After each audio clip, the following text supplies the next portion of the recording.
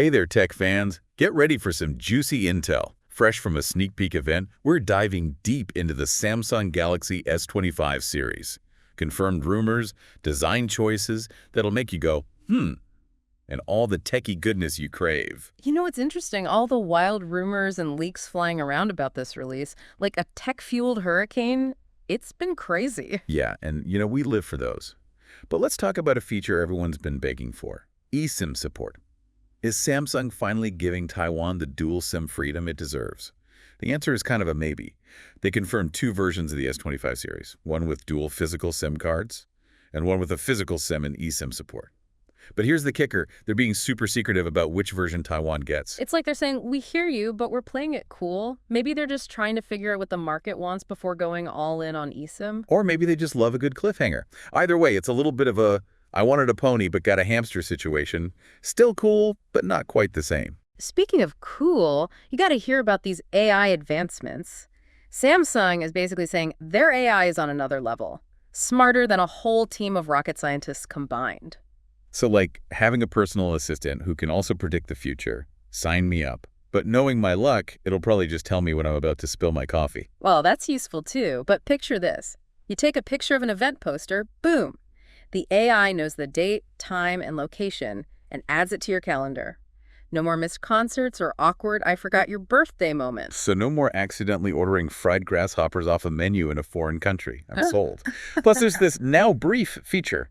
Basically an AI life coach in your pocket, giving you personalized morning and evening summaries, weather, reminders, maybe even a pep talk to get you going. Like a tiny motivational speaker living in your phone, though I do wonder if it'll judge my midnight snack choices. Hey, we all have our weaknesses. But let's talk money. Is this AI magic going to cost an arm and a leg? Samsung's being a little sneaky on that one, saying there are no plans to charge for AI features before the end of 2025. But after that, who knows? We're dangling this awesome AI carrot in front of us, but might yank it away later. The suspense is killing me. Speaking of things that might hurt our wallets, let's talk wireless charging. Oh. Good news first, the S25 series supports the new Key 2 standard. Faster, more efficient charging. Sounds great, right? Yeah, sounds like a dream. But hold on. There's no built-in magnetic alignment. That's right, no magnetic magic to keep your phone perfectly in place on that charger. I even brought my MagSafe charger to the event, hoping for a little attraction. No dice. It's like getting ready to dive into a pool on a hot day and realizing it's empty. Total bummer, right? It's Yeah. like they took one step forward and two steps back. Yeah. They do offer a magnetic case as a workaround. But that's just an extra thing to buy and carry around. Come on, Samsung, you can create foldable phones, but can't figure out magnets in the case. Maybe there's some secret tech reason. Perhaps the S Pen messes with the magnetic mojo. Let's be real. Maybe they just forgot to order enough magnets. Speaking of the S Pen, remember all those rumors about Bluetooth going bye-bye? Yeah, those were true. It's officially lost its wireless powers. It's a bold move. Samsung's reasoning is that features like remote camera control are better handled by other gadgets like wearables. But I know, it feels like they're saying we don't need forks anymore. Just use spoons for everything. It works, but is it ideal? Not really, no. Seriously, if they were going to take away the cool features of the S Pen, wouldn't it have been easier to just get rid of it altogether? It's definitely confusing. On a brighter note, let's talk about the return of call recording. It's back and better than ever. You can now get transcripts of your calls, summaries the key points, and even search for specific words in the recordings. Like having a personal assistant taking notes during your calls. It's awesome. My only gripe is that you have to warn the other person before recording starts. It kind of ruins the flow. It's like saying, hey, just a heads up, I'm recording everything you say, no pressure. Yeah, I see your point. It does add a layer of awkwardness. But hey, at least it gives the other person time to come up with a good alibi. True. All right, enough about call recording. Let's move on to something a bit more glamorous. Screen upgrades. Ah, yes, the windows to our digital souls. And Samsung's made sure they're crystal clear. On the Ultra model, they've upgraded the anti-reflective coating. From Gorilla Glass Armor to the even tougher Gorilla Glass Armor 2. Trust me, it's noticeable. It's like the difference between a blurry old TV and a 4K OLED. That's quite the upgrade. And they've slimmed down the bezels on all three models. The S25 Ultra has bezels so thin, you practically floss with them. You know, I wouldn't recommend that. But hey, at least they're thin. Speaking of thin, let's talk about the camera bump. It's like Samsung has mastered the art of miniaturization. The camera bump on the S25 Ultra is significantly smaller than the S24 Ultra, and they've shaved off a whole 15 grams from the overall weight. Less bulk in your pocket, always a good thing. Right. But let's talk about the camera itself. The only hardware upgrade this time around is to the ultra-wide lens. It's gone from a measly 12 megapixels to a whopping 50 megapixels. Now, you might be wondering, why all the ultra-wide love? Especially when other brands are obsessed with telephoto lenses for those super zoom shots. It's a valid question. Samsung's logic is they're focusing on the focal lengths people use most, the wide and ultra-wide. Plus, they're emphasizing software and AI-driven improvements for the other lenses, basically saying they're all about the overall experience, not just chasing bigger numbers. But quality over quantity, huh? I like the idea, but I'm still a bit skeptical. It's like saying, sure, our car only has 2 wheels, but the engine is really powerful. Maybe it's a fun ride, but not exactly practical for daily use. Well, we'll have to see how it performs in real-world testing. We'll be the judge of that. Yeah. And of course, no phone launch is complete without a discussion of colors. And this is where things get a little bit wacky. The S25 Ultra comes in 4 titanium shades: titanium gray, titanium silver, titanium sky blue, and titanium black. But here's the thing.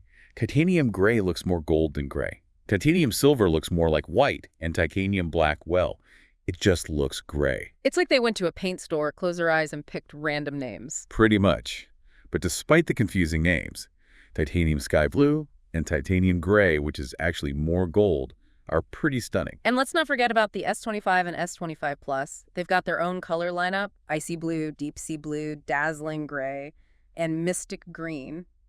That deep sea blue is something else. It's mesmerizing. Okay, that's a wrap for part 1 of our Samsung Galaxy S25 deep dive. We've covered a lot, from eSIMs and AI to the curious case of the Bluetoothless S Pen. And we're just getting started. Stay tuned for part 2, where we'll dig into storage options, battery life, and the ever-evolving world of software. Things are about to get nerdy. Buckle up, tech fans.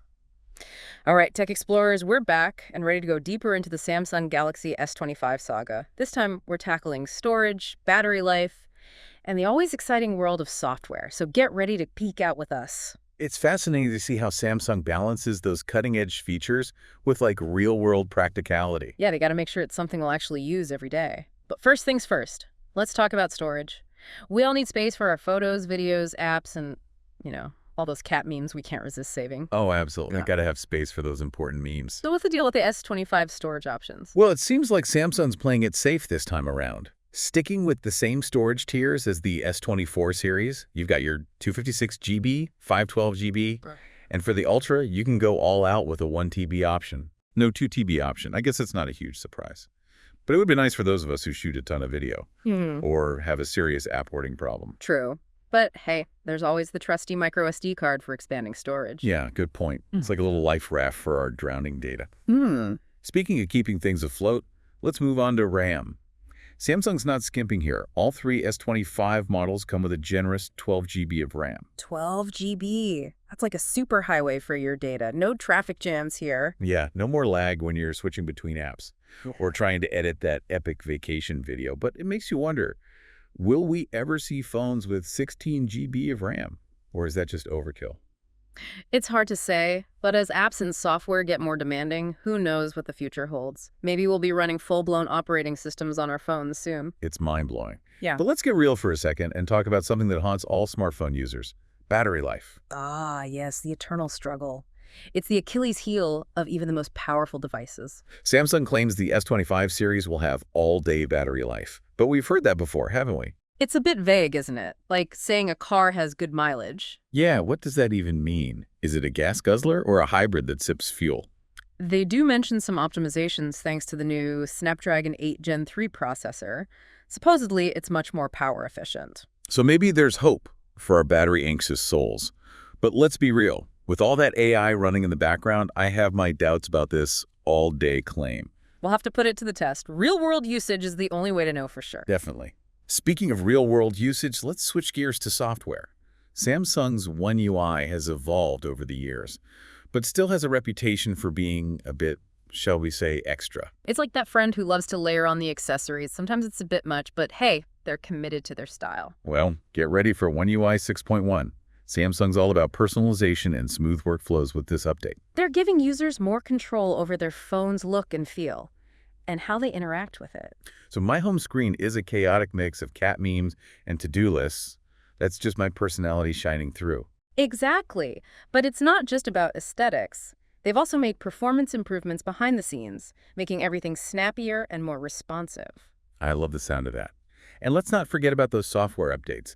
Samsung's been pretty good about delivering them on time, even for older devices. It's a nice change of pace, right? Keeps your phone feeling fresh, even after a couple of years. Definitely. But let's talk about something a little more serious now. Security. In this digital age, protecting our data is more important than ever. It's like locking your front door. You wouldn't leave it wide open for anyone to walk in, would you? Exactly. So what's Samsung doing to keep our digital lives safe and sound? Well, they've got the usual suspects, enhanced biometric authentication like fingerprint scanning and facial recognition. Those are pretty standard these days. But what about any next-level security measures? They're touting this thing called Samsung Knox Vault. It sounds super intense, right? It does. What is it exactly? It's basically a separate secure area within the phone's hardware. It isolates sensitive data like your passwords and encryption keys, keeping it safe from hackers and prying eyes. Wow, that's impressive. A digital fortress for your most important information. Exactly. They've also improved their secure folder feature. You can create a separate password-protected space for your most private apps and files. It's like having a secret vault for your digital secrets. A digital safe space. I like it. But with all this talk about security and privacy, is Samsung trying to position the S25 as the ultimate privacy-focused phone? It's possible. In a world where data privacy is becoming more and more important, it could be a smart move. People are tired of feeling like their data is being collected and sold without their consent. Absolutely. Okay, let's take a break from all this serious stuff and move on to something a little more fun. Design. Ah, yes, because a phone has to look good, right? Totally. And this year, Samsung's bringing back a fan favorite. Yeah. Rounded edges. No more sharp corners digging into your hands. Yeah, those squared-off edges were starting to feel a bit outdated. This is a welcome return to the classic S-series look and feel. Plus, they've slimmed down that camera bump considerably. It's like they heard our pleas for a sleeker, more pocket-friendly design. They must have. But design is subjective, so we're curious to hear what our listeners think. Rounded edges, yay or nay? Let us know in the comments. And while you're at it, tell us what other design features you'd like to see in future smartphones. Are you dreaming of foldable phones that fit in your wallet? Phones with holographic displays? Let your imagination run wild. We love hearing your ideas. But before we get too carried away with futuristic fantasies, let's get back to basics for a moment. Durability and repairability. Yeah, because what good is a phone if it cracks the first time you drop it? Or costs a fortune to fix? Samsung hasn't said much about the S25's durability, but we can assume they'll be using Gorilla Glass Victus 2, like they've done with their recent flagship phones. Gorilla Glass Victus 2. That sounds like something out of a superhero movie. It practically is. It's designed to withstand some serious drops and scratches. So no more heart attacks when your phone accidentally takes a tumble. Hopefully not. But accidents do happen, and that's where repairability comes in. Samsung's been working with iFixit to make genuine parts and repair guides more accessible. It's good to see them making an effort to make repairs easier and more affordable. It's a win-win for users and the environment. Agreed. But we want to hear from you, our listeners. How important is repairability when you're choosing a new phone? Would you be more likely to buy a phone that's easy to fix? Let us know in the comments. And on that note, we'll wrap up part 2 of our Samsung Galaxy S25 deep dive. We've covered a ton of ground today, from storage and battery life to software, security, and even the philosophical implications of rounded edges. It's been quite a journey. All right, fellow tech fans, we've made it to the final stage of our S25 adventure. The moment of truth, the price reveal. Let's find out if the S25 series is going to break the bank. The rumor mill's been hinting that the pricing will be similar to the S24 series. So no need to sell a kidney to afford one. That's good to hear, because I was already planning my ramen noodle budget. But even with competitive pricing, flagship phones these days are an investment. They are, but sometimes you just got to treat yourself to the best. Absolutely, especially when it comes to tech. Speaking of treating yourself, let's talk about pre-orders.